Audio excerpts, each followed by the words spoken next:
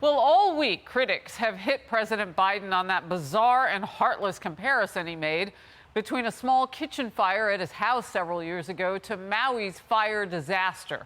Now the administration's response could face a congressional investigation. Here's House Speaker Kevin McCarthy. I'm very concerned about the response. We still have hundreds of individuals that are missing.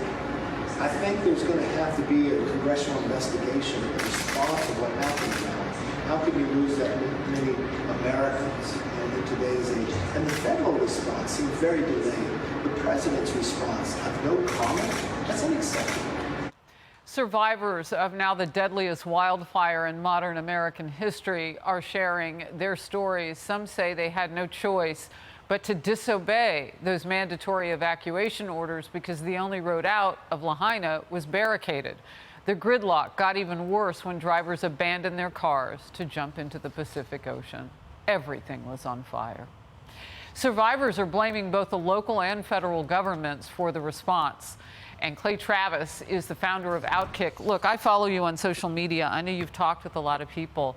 What are you hearing about how things were handled by Biden's people? Well, first of all, let's give credit to Fox News' Will Cain, who I think did an incredible job, raising $2 million for survivors in the Maui area there that you're talking about. This is indefensible. And Harris, if you contemplate and just think about the way that George W. Bush was treated in the aftermath of Katrina, the way that Donald Trump was treated by the media in the aftermath of the hurricanes, and he went to Puerto Rico. And both of those were disasters. Correct. Right? And our federal government actually responded far better to both of those events than we have to Maui. Harris, I heard you reading earlier, and this remains the fact, over 800 people are still missing. I know. It's possible that 1,000 people nearly lost their lives in this event. And one of the reasons we can't find any trace is because this wildfire was so destructive. For Joe Biden to show up and say this reminded him of a kitchen fire 19 years ago, for him to say his 1967 Corvette and his cat and his wife in a 20-minute kitchen fire were somehow in any way analogous to what happened in Maui, it's a disgrace.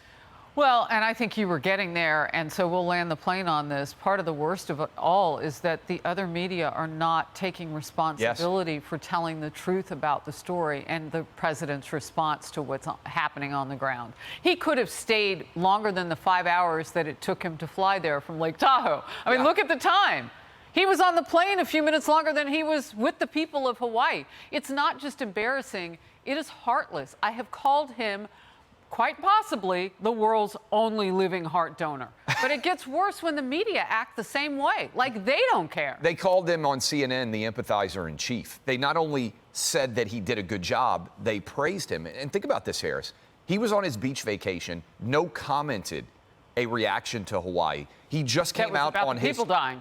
Yeah, that's right. Continuing vacation. He was in a Pilates class when Prigozhin got shot down and said he couldn't comment on that either. What is this guy doing on a day-to-day basis? Look, you may have heard me say it, but it's like watching an unplanned retirement. He's sad. done. It's sad. He's done before he leaves the job. It is very sad for the country. New information from Hunter Biden's infamous laptop now. This time it shows he traveled with his then Vice President father to more than 12 foreign countries. They were official trips for his dad. In 2010, Hunter emailed a business associate about a proposed meeting in Serbia, saying that he could catch a ride there on taxpayer-funded Air Force Two. Hunter's name came up at the Republican presidential debate last night. The laws apply to everybody. And when Hunter Biden fills out a fake application, a false application for a gun permit, and then is facing a 10-year mandatory minimum, which was mandated by legislation sponsored by his father, and then you have a Justice Department that walks away from those charges, we're telling people that the law doesn't apply to everybody. In a Christie administration, he would go to jail for 10 years. House Speaker Kevin McCarthy warning this week that he would consider an impeachment inquiry now if the special counsel in the Hunter Biden case tries to block House investigations. Clay. There should 100% be a impeachment proceeding, I believe, brought against Joe Biden. And we have talked about this, and maybe one of the most dishonest things that the media is doing now is constantly saying there's no evidence that Joe Biden was involved in Hunter Biden's business dealings. Hunter talks about his dad in his business dealings all the time. We know he called, according to Devin Archer's testimony, 20 times. We know there are allegations that Burisma paid millions of dollars to potentially both Hunter and Joe Biden. That's an under oath allegation.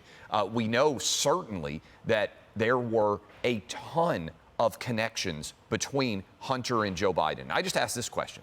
For anybody out there who has ever run a business, how many times has your dad called into your business meetings if you were not in business with him? I bet there's not hardly anybody listening right now who's had their dad call 20 times into business meetings if they weren't directly in a business relationship with their father. No, my dad said, baby, I already had my career. Good luck with that. Yeah, no kidding. And most people, Harris, and that to me goes straight to the essence of why we need to be unpeeling. I've been saying this, and I think it's true.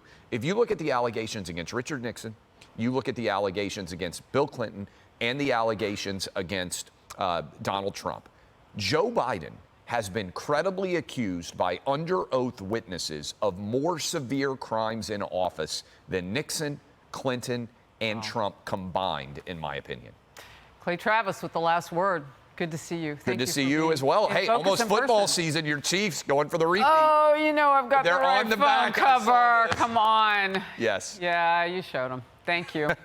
Hey everyone, I'm Emily Campagno. Catch me and my co-hosts Harris Faulkner and Kaylee McEnany on Outnumbered every weekday at 12 p.m. Eastern, or set your DVR. Also, don't forget to subscribe to the Fox News YouTube page for daily highlights.